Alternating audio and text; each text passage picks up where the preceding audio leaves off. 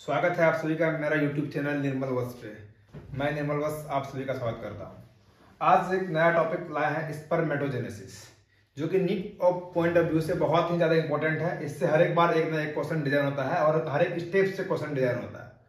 जैसे कि आप लोग का पेपर मई में है, उससे पहले हम सोच रहे हैं कि इस चैनल पे वो कंटेंट दिया जाए जो कि आप लोग को काफ़ी प्रॉब्लम होता है। जैसे कि ह्यूमन रिप्रोडक्शन देखें तो उसमें दो टॉपिक ऐसा है, जैसे कि स्पर्मेटोजेनेसिस और ऊजेनेसिस, साथ साथ मेंस्ट्रुअल साइकिल और रिप्रोडक्टिव हेल्थ। यहाँ से जहां से ज्यादा क्वेश्चन उठता है वो वाला टॉपिक को हम लोग डील करेंगे और ट्राई करेंगे कि आप लोग का बायो अच्छा हो जाए। जिसका बायो अच्छा हो जाता है उसका चांस हो जाता है कि सिलेक्शन का चांस रेशियो बहुत ही ज्यादा बढ़ जाता है, क्योंकि आप जानते हैं कि बायो का वेटेज 50% है और ये 50% वेटेज को आप कवर कर लिए तो from my point of view कि आप एग्जाम में 50% आगे निकल चुके हैं, क्योंकि हम भी नीट एस्पिरेंट रह चुके हैं, 3 बार 4 बार हम भी एग्जाम दे चुके हैं, अभी फिलहाल मेडिकल कॉलेज में हैं। तो आप लोग का भी डिजायर होता है कि आप लोग मेडिकल कॉलेज में जाए, तो उसके लिए सबसे बेहतरीन पॉइंट है पहले आप बायो को स्ट्रॉन्ग करें। इन जनरल जो हम लोग भी गलती की और आप लोग भी करते हैं, वो गलती ये होता है कि जो स्ट्रॉन्ग पॉइंट होता है ना, जैसे कि बायो है, वो स्ट्रॉन्ग पॉइंट होता है इंसान कोई भी स्टूडेंट का, तो उसको इग्नोर करते हैं, लास्ट में कर लेंगे। तो लास्ट में करने के चक्कर में वो पॉइंट भी आपका वीक बन कर आ जाता है और टोटली आप आउट ऑफ रेस हो जाते हैं। तो इसका नियम होता है नीट का कि पहले आप क्या करें कि जो आपका स्ट्रॉन्ग पॉइंट है उसको और स्ट्रॉन्ग कर लें, ताकि वहां पे गलती होने की संभावना बिल्कुल कम हो जाए। और बायो में मल्टीपल क्वेश्चंस लगाना कोई भी बेनिफिशियल चीज नहीं होता है। बायो मतलब आपको कंटेंट अच्छे से याद है, कंटेंट समझा हुआ है, तो आप उस चीज को कर लेंगे। तो विश्वास मानिए कि पूरा मार्च अप्रैल लगभग हमको दीजिए और आपका बायो का जहां जहां से क्वेश्चन आता है वही टॉपिक को हम आपको कवर करेंगे। पर डे आपका ऑलमोस्ट 12 से 15 मिनट लेंगे और आपका कंप्लीट बायो को यहाँ पर डिस्कस करेंगे विद क्वेश्चन विद प्रूफ कि यहाँ से क्वेश्चन आया हुआ है। यहीं पर अगर आप गौर करेंगे तो हर एक स्टेप से क्वेश्चन आया हुआ है। अगर आपको स्टेप्स क्लियर है, समझा हुआ है और समझने के बाद आपने उसे रीड भी कर लिया है, तो आपका वो चीज कवर हो जाएगा अच्छे से।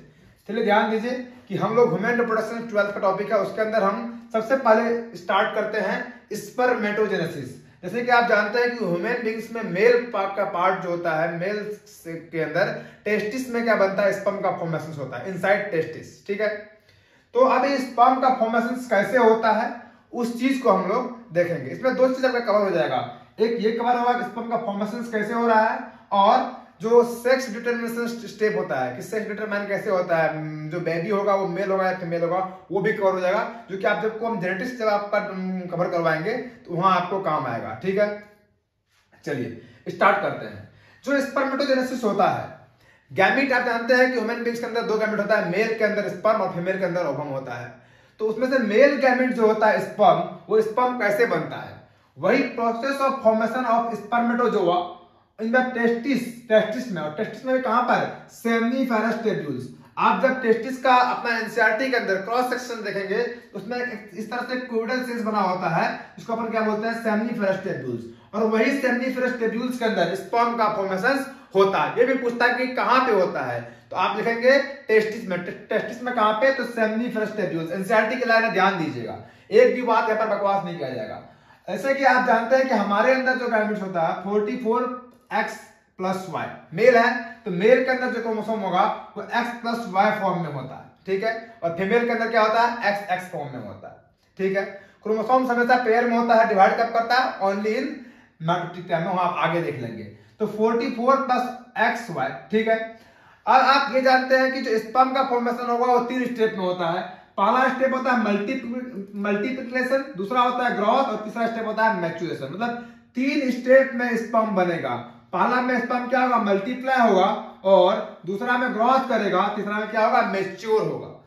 मल्टीप्लाई मतलब अब जैसे ये एक पार्ट है 44+x&y, ये क्या है, गैमेट बनने का प्रोसेस है। यहां पर ये क्रोमोसोम हमेशा पेयर में रहता है अंटिल जब तक ये डिवाइड ना करे। तो 44xy ये तो एक क्रोमोसोम हो गया, ये सबसे पहले मल्टीप्लाई हो जाएगा। अगर इसको स्पर्म बनाना है तो एक बार अगर ये स्पर्म बन जाएगा तो अगर मल्टीप्लाई होगा, अगर हम स्टोर बना रखेंगे, मान लो इसको मल्टीप्लाई करके स्टोर में मेरे पास ये नहीं होगा और एक बार इससे स्पर्म बना लेंगे तो आगे तो फिर स्पर्म बनाने के लिए मेरे पास वो प्रोसेस ही नहीं रहेगा। तो सबसे पहला स्टेप है कि इसको मल्टीप्लाई करके रख लो। मल्टीप्लाई करके मतलब एक और बना के रख लो, ये रख लिए। दूसरा स्टेप होता है कि अब इसको हम देखेंगे क्या होगा, तो 44x+y तो मल्टीप्लाई हो गया। दूसरा स्टेप होता है ग्रोथ। ग्रोथ से मतलब हमारा ये होता है कि अभी अगर स्पर्म ये साइज का है तो ग्रोथ फेज में उसका साइज, ओनली साइज बढ़ेगा और कोई चेंज नहीं आएगा। ओनली मॉर्फोलॉजिकल चेंज आ रहा है, साइज में डिफरेंस हो रहा है। माने क्या है, ग्रोथ। ग्रोथ में क्या होगा, साइज का इनलार्जमेंट होगा। अब ये क्या हो चुका है, गैमेट का साइज बढ़ चुका है। ग्रोथ स्टेप्स के बाद तीसरा स्टेप होता है मैच्योरेशन। पहला स्टेप क्या अपने पास है, मल्टीप्लिकेशन। मल्टीप्लाई करके नंबर को इंक्रीज करके रख लिए, गैमेट का नंबर इंक्रीज हो गया, ठीक है। अब इससे क्या किया, इसमें माइटोसिस होगा। माइटोसिस आप जानते हैं कि माइटोसिस में क्या होता है, सेम टू सेम होता है, सिंगल सेल से एक सेल बनता है, मतलब सिंगल सेल से सिंगल सेल बनता है। तो इसमें अगर माइटोसिस हुआ तो फिर क्या बनेगा, 44 प्लस एक्स एंड वाई बनता है ना, पढ़ चुके हैं सेल डिवीजन। सेल डिवीजन पे पढ़ लेंगे। तो अगर इसमें माइटोसिस होगा तो 44 प्लस एक्स एंड वाई रहेगा। एक्स एंड वाई क्या है, क्रोमोसोम है, और ये क्या है, 44 क्या है, क्रोमोसोम्स का नंबर है। तो अभी क्रोमोसोम कैसा है, पेयरिंग में है।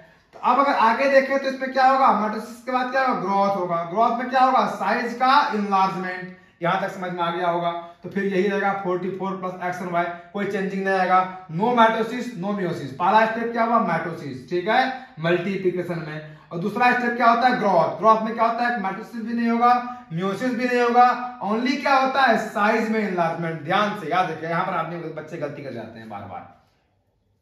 दूसरा स्टेप है, अब ये 44 एक्स एंड वाई जब ग्रोथ हो गया है तो इसको हम लोग स्पर्मेटोगोनिया टाइप ए बोलते हैं, और जब मैट्रिक्स होगा तो बोलेंगे स्पर्मेटोगोनिया टाइप बी बोल देंगे। कौन टाइप का, बी बोल देंगे। और जब माइटोसिस के बाद इसमें ग्रोथ हो जाएगा तो इसको टाइप बी ना बोल के बोलेंगे प्राइमरी स्पर्मेटोसाइट। क्या बोलेंगे, प्राइमरी स्पर्मेटोसाइट। अब आपका प्राइमरी स्पर्मेटोसाइट कंप्लीट हो गया। अब ये प्राइमरी स्पर्मेटोसाइट में क्या हो जाएगा, मियोसिस फर्स्ट होगा। क्या होगा, मियोसिस फर्स्ट होगा। क्या होगा, मियोसिस फर्स्ट। आप जानते हैं meiosis first is the reductional division, मतलब यहाँ पे ये जो 44 है दो पार्ट में टूट जाएगा, 22 एंड 22। जब मियोसिस फर्स्ट होता है तो वो कैसा होता है, रिडक्शनल डिवीजन। इसमें 44 दो पार्ट में टूट जाएगा, 22 एंड 22। एक में एक्स क्रोमोसोम जाएगा, एक में वाई क्रोमोसोम जाएगा। रेंडमली कोई फर्क नहीं पड़ता है, क्योंकि दो बनना है, किसी में एक्स जाए किसी में वाई जाए। तो जब मियोसिस फर्स्ट हुआ तो वो रिडक्शनल डिवीजन था, तो 44 जो है वो कन्वर्ट हो गया 22 और 22, ठीक है। एक्स एक में आएगा, एक में वाई आएगा, कोई दिक्कत नहीं है। तो ये प्राइमरी स्पर्मेटोसाइट कैसा था, डिप्लॉयड था 44। जब प्राइमरी स्पर्मेटोसाइट में मियोसिस फर्स्ट हुआ तो आप देखिए मियोसिस फर्स्ट में क्या होता है, हाफ हाफ में कन्वर्ट, 22 में 22 प्लस एक्स एंड वाई में कन्वर्ट हो गया। तो प्राइमरी से क्या बन गया, सेकेंडरी स्पर्मेटोसाइट। तो प्राइमरी से सेकेंडरी जो बना उसमें क्या हुआ, मियोसिस फर्स्ट। क्या हुआ, मियोसिस फर्स्ट, ठीक है, समझ में आया। अब ये सेकेंडरी स्पर्मेटोसाइट तैयार है अपने पास, 22 एक्स एंड वाई। कोई दिक्कत यहां तक नहीं होना चाहिए। तो अब ये सेकेंडरी स्पर्मेटोसाइट में क्या होता है, मियोसिस सेकेंड होता है। और आप जानते हैं मियोसिस सेकेंड में जब मियोसिस होगा तो एक सेल से दो सेल बनेगा। माइटोसिस में एक से एक ही बनता है, कोई दिक्कत नहीं। अब जब ये प्राइमरी स्पर्मेटोसाइट में क्या हुआ, मियोसिस हुआ तो एक से दो सेल बन गया। और मियोसिस फर्स्ट में क्या होता है, रिडक्शनल डिवीजन, मतलब ये दो पार्ट में टूटेगा, दो इक्वल पार्ट में, 22, एक में एक्स एक में वाई, कोई दिक्कत नहीं। लेकिन जब यही सेकेंडरी स्पर्मेटोसाइट में मियोसिस सेकेंड होगा तो जब मियोसिस सेकेंड इसमें भी होगा और इसमें भी होगा, कोई दिक्कत नहीं है, दोनों में होगा। तो मियोसिस सेकेंड में होगा तो मियोसिस का नियम है कि एक से दो सेल बनेगा, तो एक से दो सेल बन गया। और मियोसिस सेकेंड का नियम है कि इक्वेशनल डिवीजन करवाएगा, एक इधर भी आएगा एक इधर भी आएगा। मियोसिस फर्स्ट में रिडक्शनल हुआ, 44 दो 22 में टूटा, लेकिन ये 22 में जब मियोसिस सेकेंड होगा तो मियोसिस में तो ये नियम है कि एक से दो बनेगा, तो एक से दो तो बना, लेकिन मियोसिस सेकेंड का नियम है कि वो इक्वेशनल डिवीजन कराएगा, मतलब सेम सेम दो बनेगा। मियोसिस सेकेंड में सेम सेम दो बनेगा, कोई दिक्कत नहीं है। तो आप सेम सेम दो बनाइए, 22 एक्स एक्स। इसमें मियोसिस सेकेंड होगा तो सेम सेम दो बनेगा, 22 वाई। समझ में आया। अब ये जो 22x 22y बन गया, इसको हम लोग नाम दे देते हैं स्पर्मेटिड। क्या तैयार हो गया, जब सेकेंडरी स्पर्मेटोसाइट में मियोसिस सेकेंड कंप्लीट होगा तो किसका फॉर्मेशन होगा, याद रखिएगा, स्पर्मेटिड। पूछता है, अभी क्वेश्चन बताएंगे आपको। सेकेंडरी स्पर्मेटोसाइट में म्यूसिस सेकेंड कंप्लीट होगा, क्या बनेगा? स्पर्मेटिड। अब यही स्पर्मेटिड जब और मैच्योर करेगा, मोर्फोलॉजिकल चेंज लाएगा, हेड टेल दोनों बन जाएगा स्पर्म का। स्पर्म का दो पार्ट होता है, एक पार्ट होता है हेड और नीचे वाला पार्ट को बोलते हैं टेल। जब हेड एंड टेल दोनों मोर्फोलॉजिकली डिस्टिंक्ट हो जाएगा, दिखने लगेगा, तो उसको हम लोग बोलते हैं स्पर्मेटोजोआ। क्या बोलते हैं? स्पर्मेटोजोआ। और जब ये बन जाता है तो कुछ सर्टेन टाइम तक वो फिक्स रहता है मैच्योरेशन के लिए सर्टोली सेल्स के अंदर, खैर वो अलग बात है। तो यहाँ पर जब स्पर्मेटिड से स्पर्मेटोजोआ में क्या डिफरेंस हुआ? जो स्पर्मेटिड था उसमें हेड एंड टेल अच्छे से डिफरेंशिएट नहीं हुआ था, लेकिन जब स्पर्मेटिड से स्पर्मेटोजोआ बन जाएगा ना, तो हेड एंड टेल स्पर्म में आपको क्लियर दिखाई देगा। अब आप देख रहे हैं कि हमने एक 44x प्लस y से स्टार्ट किए, अपने पास 4 डिफरेंट आ गया स्पर्म। क्या बना? 1 से 4 बन गया with the help of meiosis. 1 से 4 बनाने के लिए हमको एक बार माइटोसिस और 2 बार कराना पड़ गया। क्या? म्यूसिस। म्यूसिस फर्स्ट और म्यूसिस सेकंड। याद रहेगा, एक माइटोसिस एक म्यूसिस, और म्यूसिस 2 पार्ट में होता है कंप्लीट, म्यूसिस फर्स्ट और म्यूसिस सेकंड। म्यूसिस जब भी होगा 1 से 2 सेल बनेगा, माइटोसिस जब भी होगा 1 से 1 सेल बनेगा, सेम बनेगा। म्यूसिस फर्स्ट में क्या होता है? रिडक्शनल डिवीजन होता है, मतलब ये आधा आधा में बढ़ जाएगा। और म्यूसिस सेकंड में क्या होगा? इक्वेशनल डिवीजन होता है, मतलब जो है वैसा ही 2 लिख दो, क्योंकि म्यूसिस में क्या होता है? 2 बनता है, जैसा है वैसा 2 लिख दो। अब आप देख पा रहे हैं कि 22 plus x, 22 plus x, 22 plus y, 22 plus y, मतलब 4 सेल बनकर तैयार है, 4 स्पर्म तैयार है। जहां जहां x है दैट मींस वो फीमेल होगा, और जहां जहां y है दैट मींस वो कैसा हो जाएगा? मेल हो जाएगा। Do you understand? जहां जहां y है। तो आप ये देख रहे हैं, जब भी स्पर्मेटोजेनेसिस, जब भी स्पर्म बनेगा तो 50% चांस होता है फीमेल बनने का और 50% चांस होता है मेल बनने का। Am I right? 50% chance for male and 50% sorry female and 50% chance for male. तो जब भी स्पर्म बनेगा ऐसा ही बनता है, और 50-50 चांस होता है मेल और फीमेल होने का। Am I right? Have you clear? कोई दिक्कत? यहां से हमने स्टार्ट किया और यहां खत्म कर दिया। सबसे पहले स्पर्मेटोगोना टाइप 1। टाइप 1 में माइटोसिस हुआ, टाइप 2 बना, this is the multiplication phase. और जब टाइप 2 बन चुका है, टाइप 2 में क्या होगा? ओनली ग्रोथ होगा, मतलब साइज में चेंज आएगा, साइज बड़ा हो जाएगा।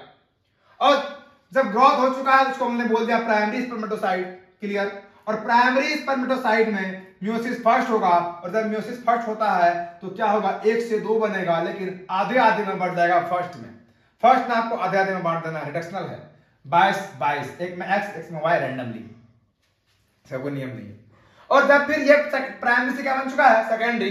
तो प्राइमरी से सेकेंडरी बनने के लिए हम क्या करवाए हैं? म्यूसिस फर्स्ट करवाए हैं। आपसे क्वेश्चन पूछा था 2008 में कि प्राइमरी स्पर्मेटोसाइट में जब म्यूसिस फर्स्ट कंप्लीट होगा तो क्या बनेगा? क्या आंसर देंगे? ये primary spermatocyte meiosis first complete हुआ, क्या बना? Secondary spermatocyte. आंसर यही था। ध्यान से, उन्होंने ये पूछा था कि प्राइमरी में जब म्यूसिस फर्स्ट कंप्लीट होगा तो क्या बनेगा। फिर पूछता है एक बार 2009 में कि म्यूसिस फर्स्ट कहां पे पहले बार देखा गया? तो प्राइमरी के अंदर। 2 क्वेश्चन, कहां पे देखा गया? प्राइमरी में। और प्राइमरी में जब म्यूसिस फर्स्ट कंप्लीट हुआ तो क्या बना? Secondary spermatocyte. ये पूछा गया माइटोसिस कहां पे हुआ? तो बोला गया मल्टीप्लिकेशन फेज में। ये पूछा जाएगा कहां तक डिप्लॉयड है? आप देख रहे हैं जहां तक ग्रोथ हुआ है वहां तक डिप्लॉयड कंडीशन में है, मतलब स्पर्मेटोगोना टाइप ए, टाइप बी और प्राइमरी स्पर्मेटोसाइट तक कैसा है? डिप्लॉयड कंडीशन है। जैसे प्राइमरी स्पर्मेटोसाइट में एक बार म्यूसिस हो गया तो म्यूसिस होने के बाद कैसा हो जाएगा? हैप्लॉयड हो जाएगा। ध्यान रखिएगा ये चीज, कहां तक डिप्लॉयड कहां तक हैप्लॉयड। कॉमन सेंस की बात है, जहां तक म्यूसिस चल रहा था, माइटोसिस चल रहा था, वहां तक क्या रहेगा? Diploid condition. जैसे एक बार प्राइमरी स्पर्मेटोसाइट में म्यूसिस हो गया तो कैसा हो जाएगा? Haploid condition. 50% chance for female and 50 for mail.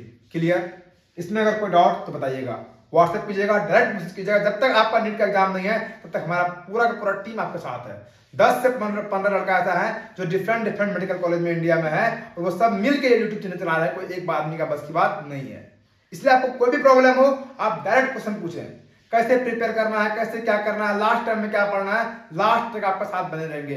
पढ़ना सब पढ़ता है, लेकिन जब सबसे बड़ा प्रॉब्लम फेस ये करना होता है नीट में कि लास्ट टाइम में कितना पढ़े और क्या पढ़े, और वही लास्ट टाइम के लिए लेके हम आ रहे हैं कोर्स को।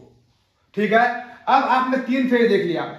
एक बार क्वेश्चन क्या आया कि ये स्पर्मेटिड से स्पर्मेटोजोआ बन रहा है, एनसीईआरटी में उसका एक अलग नाम दे रखा है स्पर्मियोजेनेसिस। ये complete process is what? Spermatogenesis. मतलब स्पर्मेटोगोनाइट ए से स्पर्मेटोजोआ का बनना कहलाता है स्पर्मेटोजेनेसिस, कंप्लीट प्रोसेस। लेकिन ये स्पर्मेटिड से क्या बनाना? स्पर्मेटोजोआ का बनना, ठीक है, क्या कहलाता है? स्पर्मियोजेनेसिस। पर इजुकेशंस मतलब हर एक बार जब इजुकेशंस होगा, इजुकेशन का मतलब मेल बॉडी से आउटसाइड स्पर्म का आ जाना, मेल बॉडी से स्पर्म का आउटसाइड आ जाना कहलाता है इजेकुलेशन। मतलब मेल बॉडी स्पर्म को बाहर रिलीज कर चुका है। एक इजुकेशंस में 200 से 300 मिलियन, ध्यान दीजिएगा, ये नीट है, बहुत साइंटिफिक चीज नहीं पूछता है, ध्यान। वहीं पर आपको देगा मिलियन, बिलियन, कुछ भी लिख देगा, 1000 कुछ भी लिख देगा, ध्यान रखना है 200 से 300 मिलियन। ये चीज स्टूडेंट को ही ध्यान रखना पड़ता है। अगर यहाँ ध्यान से सुनेंगे आपको वहां स्ट्रिक्ट करेगा।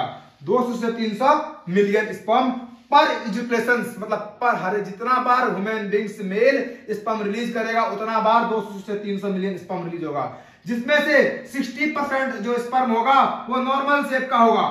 मतलब जो नॉर्मल शेप का है वो एबल है कि वो फर्टिलाइजेशन कर सके, और जो 40% बच गया वो विगरस शेप का होगा, मतलब बेकार कोई काम का नहीं होगा। कई बार क्वेश्चन पूछेगा स्पर्म काउंट क्या है, 200 से 300 मिलियन, बिलियन दे दिया, टिक करेंगे आप वही। फिर पूछेगा उसमें से कितना परसेंट नॉर्मल है, 60, कितना विगरस है, 40। मतलब इस चार्ट से लास्ट 10 साल में 10 से 12 क्वेश्चन आ चुका है। मतलब हर एक साल एक क्वेश्चन आने का चांस होता है, और सबसे टफ पार्ट होता है मेल पार्ट का।